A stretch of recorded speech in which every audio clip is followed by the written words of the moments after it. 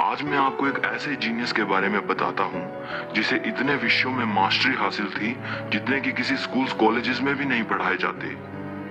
Leonardo da Vinci एक scientist थे, एक मैथमेटिशियन थे, पेंटर थे, आर्किटेक्ट थे, स्कल्प्टर थे, इन्वेंटर थे, इंजीनियर थे, राइटर थे, हार्मोनिस्ट थे और एक स्किल्ड मैकेनिस्ट थे। दा विंची उनका सरनेम नहीं है, बल्कि विंची इटली का एक शहर है और लियोनार्डो इसी शहर में जन्मे थे। दा विंची का मतलब होता है ऑफ विंची, यानी जो विंची शहर का हो। लियोनार्डो दा विंची को इस दुनिया में आए सबसे ग्रेटेस्ट लोगों में से एक माना जाता है। दा विंची बड़ी ही आसानी से अक्षरों को उल्टे क्रम में लिख सकते थे, जिसे मिरर राइटिंग कहा जाता है। अगर किसी को दा विंची का लिखा पढ़ना था तो उसे चाहिए था कि उनका लिखा हुआ वो शीशे के सामने ले आए और तब वो उसे बड़ी आसानी से पढ़ सकता था। लियोनार्डो दा विंची एम्बीडेक्स्ट्रस थे, वो दोनों हाथों से लिख सकते थे। लेकिन हैरानी की बात तो ये है कि वो एक ही टाइम में एक हाथ से लिख सकते थे और साथ साथ दूसरे हाथ से ड्राइंग कर सकते थे। कहा जाता है कि दा विंची ह्यूमन एनाटॉमी को स्टडी करने के लिए रात में कब्रिस्तान जाकर कब्र खोदकर शव को निकाल लाते थे और फिर उसको स्टडी करते थे। ये कहा जाता है कि उन्होंने करीब 30 शवों को निकाल लिया था। दा विंची की 2 पेंटिंग्स काफी फेमस हैं। मोनालिसा को तो आप सभी जानते ही होंगे। दूसरी फेमस पेंटिंग है द लास्ट सपर। इस पेंटिंग में दा विंची ने जीसस को सूली दिए जाने से पहले उनको आखिरी भोजन करते हुए दिखाया है। आज से 500 साल पहले दा विंची ने इंसान के इनर बॉडी पार्ट्स के बिल्कुल स्पष्ट चित्र बना दिए थे। दा विंची कभी स्कूल नहीं गए। सिर्फ लिखना और पढ़ना सीखने के अलावा उन्हें किसी भी प्रकार की फॉर्मल एजुकेशन नहीं मिली। हालांकि उनके पिता उनके आर्टिस्टिक टैलेंट से वाकिफ थे, इसीलिए उन्होंने दा विंची को इटली के एक पेंटर अंद्रिया डेल विरोकियो के पास पेंटिंग सीखने के लिए भेजा। 1994 में बिल गेट्स ने लियोनार्डो दा विंची की बुक कोडेक्स हैमर को $30 मिलियन में खरीदा था। ये बुक दा विंची की साइंटिफिक राइटिंग्स का कलेक्शन है।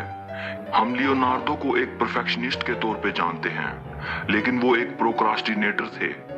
वो अपने काम में टाल मटोल करते थे। यही वजह है कि उनकी बहुत सी पेंटिंग्स, राइटिंग्स और इन्वेंशंस अनफिनिश्ड हैं, जिनको वो पूरा नहीं कर पाए।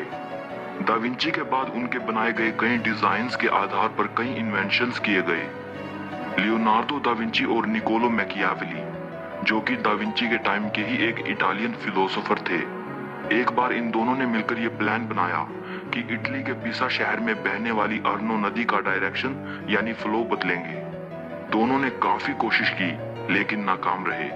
यकीन करना मुश्किल है, दा विंची ने 16th सेंचुरी में ही कई बड़े आविष्कार कर लिए थे।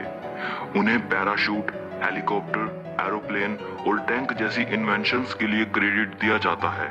उन्होंने 16वीं सदी में ही इन सब चीजों के डिजाइन्स तैयार कर लिए थे।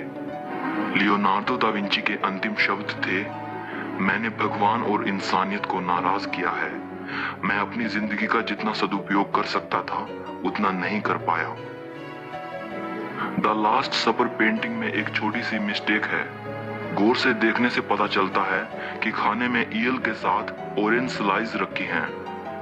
लेकिन जीसस को सूली दिए जाने के कई सदियों बाद तक भी मिडिल ईस्ट में संतरे नहीं आए थे। दा विंची आज से 500 साल पहले हुए हैं, लेकिन वो अपने टाइम से काफी आगे थे। उस जमाने में भी उन्होंने जानवरों पर होने वाली क्रूरता को रोकने के प्रयास किए। दा विंची को जो भी बात जानने को मिलती उसे वो फौरन लिख लेते थे। वो इटली के गांव-गांव घूमकर वहां की सुंदरता को अपने सुंदर चित्रों में उतारते थे। वो कहते थे, किसी भी चित्रकार को एक आईने जैसा होना चाहिए, उसे अपने सामने की चीज को हूबहू बनाना आना चाहिए। 13वीं से 16वीं सदी में यूरोप में जो पुनर्जागरण काल चला था, उस युग में दा विंची उन पहले सेलिब्रिटीज में से थे जिन्होंने शाकाहार को सपोर्ट किया था।